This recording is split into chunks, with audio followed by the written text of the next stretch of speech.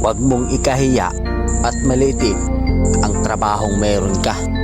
Katulong, construction worker, pahinante, driver, welder, gwardya, basurero, o kahit ano pa man ang trabaho mo.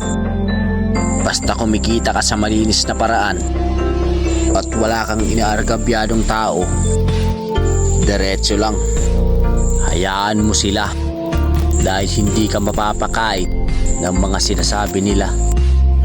Lagi mong iisipin na kaya ka nagsusumikap para maabot mo yung pangarap mo at makuha yung mga bagay na gusto mo.